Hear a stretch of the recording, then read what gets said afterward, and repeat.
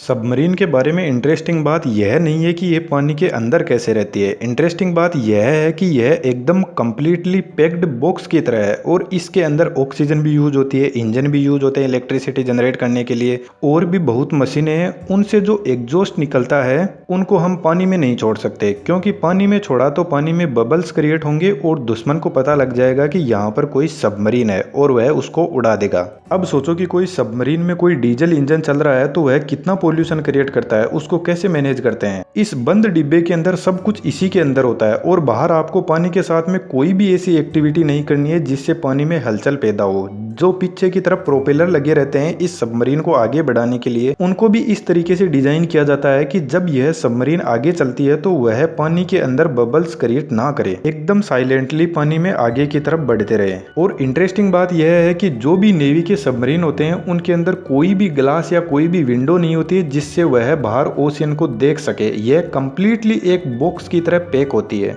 Submarine कितनी depth में water में जा सकती है, यदि कोई सबमरीन डूब रही है तो उसमें जो क्रू मेंबर होते हैं उनका क्या होता है, इनमें जो कम्युनिकेशन का सिस्टम होता है वह किस टाइप का होता है, इन सभी क्वेश्चन के जवाब इस वीडियो में जानेंगे। इस सबमरीन के बारे में एक एक फैक्ट्स लेते हैं और उनको सोल्व करते हैं और आगे बढ़ते हैं।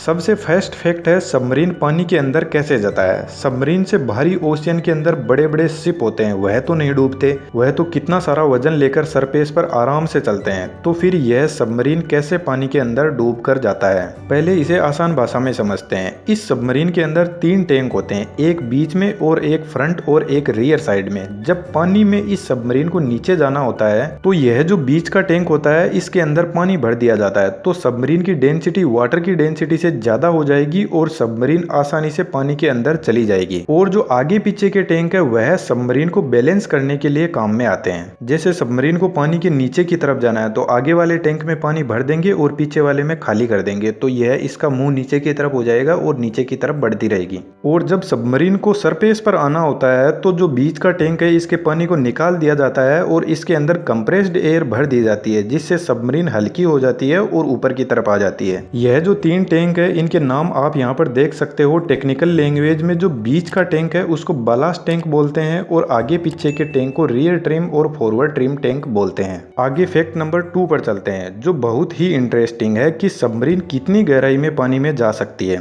देखिए सबमरीन कितनी गहराई में जा सकती है इसके बारे में कोई भी देश की नेवी इसके बारे में कुछ भी नहीं बताती है, क्योंकि यही तो इसकी हिडन क्वालिटी होती है। जब सबमरीन को किसी पर अटैक करना होता है तो वह पानी में कौन सी जगह पर है इसके बारे में दुश्मन को ज्यादा जानकारी ना हो, यही बेहतर रहता है। लेकिन इंटरेस्टिंग यहाँ पर यह है कि यदि हम ओशियन को डेप्थ के अकॉर्डिंग डिवाइड कर दे तो यह सबमरीन का एरिया होता है कि कौन से एरिया में यह सबमरीन काम करेगी और कौन से एरिया से यह अटैक करेगी। टेस्ट डेप्थ वह एरिया है जिसमें सबमरीन अपने नॉर्मल ऑपरेशन को परफॉर्म करती है नॉर्मल कंडीशन के अंदर। इसके बाद यदि और डेप्थ में जाए तो आती है ऑपरेटिंग डेप्थ। इस एरिया में सबमरीन अपने जो भी ऑपरेशन है वह अच्छे से परफॉर्म कर सकती है। जब कोई वार होती है तो इस एरिया से सबमरीन को ऑपरेट किया जाता है। एक तरीके से ऐसा कहा जा सकता है कि सबमरीन की जो पानी में डेप्थ में जाने की कैपेसिटी होती है उसमें से इस ऑपरेटिंग डेप्थ के अंदर यह सबमरीन सही से काम करती है, अपने पूरे ऑपरेशन को अच्छे से परफॉर्म कर सकती है। लेकिन यदि सबमरीन इसके आगे और चली गई पानी की डेप्थ में तो इस एरिया को क्रश डेप्थ बोलते हैं। यहाँ पर सबमरीन के साथ में कुछ भी हो सकता है, क्योंकि अब सबमरीन डूबने की कंडीशन में आ गई है और इतनी गहराई में सबमरीन पर पानी का प्रेशर इतना ज्यादा होगा कि वह इस प्रेशर को सहन नहीं कर सकती, क्योंकि पूरा का पूरा ओशियन इस सबमरीन को प्रेशराइज कर रहा है पानी से। फैक्ट नंबर 3 की भी हम इसी पॉइंट में जान लेते हैं कि इस डेप्थ के अंदर सबमरीन और सबमरीन के अंदर जो क्रू मेंबर की टीम है उसके साथ में क्या होगा। जब यह सबमरीन बहुत गहराई में चली जाएगी यानी क्रश डेप्थ में, तो पानी का प्रेशर इस सबमरीन को उस तरीके से टुकड़ों में तोड़ देगा जिस तरीके से हम किसी गुब्बारे को पकड़कर फोड़ देते हैं। जब सबमरीन अपनी बाउंड्री को क्रॉस करके चली जाती है नीचे की तरफ तो इसमें काम करने वाली जो क्रू मेंबर की टीम है वह भी इस प्रेशर को सहन नहीं कर पाएगी और उनके लंग्स और हार्ट फेल हो जाएंगे और इस प्रेशर की वजह से इस सबमरीन में एक जबरदस्त धमाका होगा और इसके इतने टुकड़े हो जाएंगे कि यदि इसको कोई ढूंढने भी आएगा तो उसको कुछ भी नहीं मिलेगा। तो इस तरीके से जो सबमरीन होती है इसके एरिया में रहकर ही वह अपना काम करती है और वह एक्चुअल में कितनी डेप्थ पर जा सकती है इसके बारे में कोई कंफर्म डेटा किसी के पास में नहीं होता, सिर्फ नेवी के पास में होता है। अब बात करते हैं फैक्ट नंबर 4 की। इस फैक्ट में हम यह जानेंगे कि जब यह पूरी तरीके से एक बॉक्स की तरह पैक है तो इसमें इंजन कैसे काम करता है। देखिए आज के टाइम में दो तरीके की सबमरीन है। एक सबमरीन वह है जिसमें डीजल इंजन यूज होता है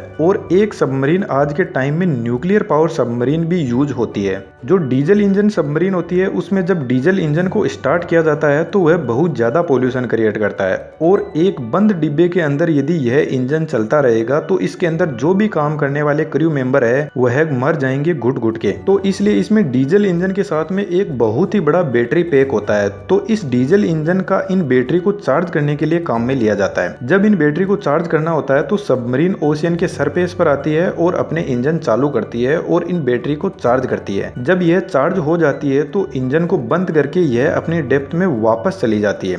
डीजल इंजन वाली सबमरीन को 48 आवर के बाद में एक बार सरफेस पर आना ही पड़ता है बैटरी को रिचार्ज करने के लिए और इन्हीं बैटरी से एक मोटर के थ्रू जो प्रोपेलर लगा है इस सबमरीन को आगे बढ़ाने के लिए वह रोटेट होता है और इसमें जो इलेक्ट्रिसिटी का सोर्स है वह भी इन्हीं बैटरी से मिलता है। इसके अलावा जो न्यूक्लियर पावर सबमरीन होती है उसके अंदर बैटरी वाला सिस्टम नहीं होता है। वह इंजन ही एनी टाइम इलेक्ट्रिसिटी जनरेट करता है और सबमरीन को चलाता है। न्यूक्लियर पावर से यहाँ पर स्टीम टरबाइन के थ्रू इलेक्ट्रिसिटी जनरेट की जाती है। इसी वजह से यह सबमरीन 90 दिनों तक पानी में रह सकती है, लेकिन इसकी कॉस्ट भी बहुत ज्यादा है।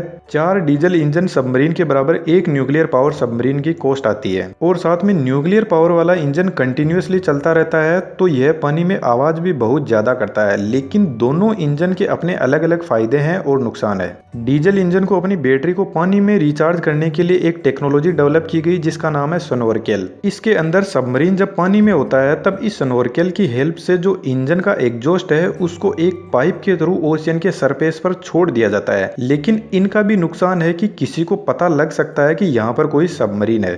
सबमरीन के अंदर ओशियन का जो पानी है उसी को डिस्टिलेशन की प्रोसेस से पीने लायक बनाया जाता है और ओशियन के पानी से ही ऑक्सीजन निकालकर यहाँ पर काम में ली जाती है क्रू मेंबर्स के सर्वाइवल के लिए। बाकी टाइम टू टाइम सबमरीन को अपनी ऑक्सीजन को मेंटेन करने के लिए बैटरी को रिचार्ज करने के लिए सरफेस पर आना ही पड़ता है और पानी में यह सिक्योरिटी पर्पज से इन सब को नहीं छोड़ सकते। फैक्ट नंबर 5, सबमरीन का कम्युनिकेशन सिस्टम कैसे काम करता है। देखिए जो जीपीएस सिस्टम होता है वह पानी में काम नहीं करता है, इसलिए सबमरीन में sonar, sound and navigation and ranging system use होता है। यह डिवाइस पानी में साउंड वेव को छोड़ता है और जब कोई दूसरा शिप या सबमरीन इसके एरिया में आता है तो यह साउंड वेव सामने वाली डिवाइस से टकराकर वापस इसी के पास में आ जाती है। उसी से यह डिटेक्ट करता है कि यहाँ पर कोई डिवाइस है। लेकिन जब सबमरीन को सरफेस पर कांटेक्ट करना है तो यह सबसे बड़ी प्रॉब्लम है, क्योंकि रेडियो वेव पानी के अंदर काम नहीं करती है तो जीपीएस काम नहीं करेगा। और आज भी जब सबमरीन पानी की गहराई में होती है तो अर्थ से कांटेक्ट करने के लिए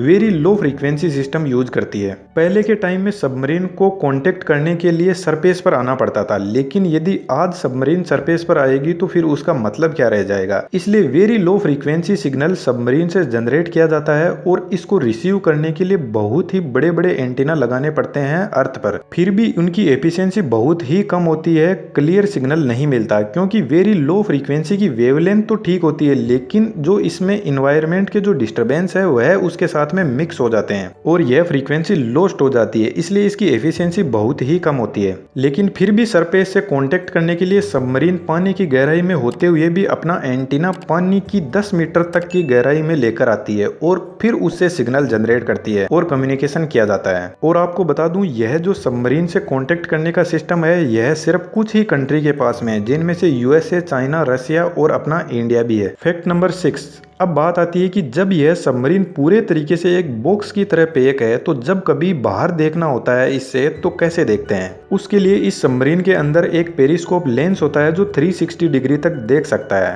और आजकल यह लेटेस्ट टेक्नोलॉजी की वजह से नाइट में भी अच्छे से देख सकता है, ऑब्जेक्ट को बड़ा करके देख सकता है। तो बेसिकली पेरिस्कोप लेंस ही है जो सबमरीन के बाहर देख सकता है और यह लेंस सबमरीन के ऊपर लगा रहता है। सबमरीन का जो भी कम्युनिकेशन सिस्टम होता है यह सबमरीन के ऊपर ही होता है। फैक्ट नंबर 7, अब यहाँ पर कैसे पता चलेगा कि इस सबमरीन को पानी में जाना कहाँ पर है, कहाँ पर इसको रुकना है, क्योंकि बाहर तो इसमें देखने के लिए कुछ है ही नहीं। देखिए ओशियन में भी नेविगेशन सिस्टम होता है। जब यह सबमरीन सरफेस के पास में होती है तो अपने एंटीना को यूज करके सैटेलाइट के थ्रू अपनी पोजीशन को पता करती है। लेकिन जैसा कि मैंने कहा कि पानी में जीपीएस काम नहीं करता, तो यहाँ पर ओशियन का जो नेविगेशन सिस्टम होता है जो पानी के अंदर काम करता है उसका नाम है आईजीएस यानी इनर्शियल गाइडेंस सिस्टम। यह बहुत ही एक्यूरेट होता है और इस सिस्टम के अंदर बहुत सारे सेंसर होते हैं, जैसे एक्सेलेरोमीटर होता है, जायरोस्कोप होता है। इन सेंसर की हेल्प से जो कंप्यूटर होता है वह कैलकुलेशन करता है और हमें डिजिटल फॉर्म में रिप्रेजेंट करता है कि हमारी एक्चुअल में पोजीशन कहाँ है, हम किस साइड में जा रहे हैं, आगे चल रहे हैं या पीछे चल रहे हैं,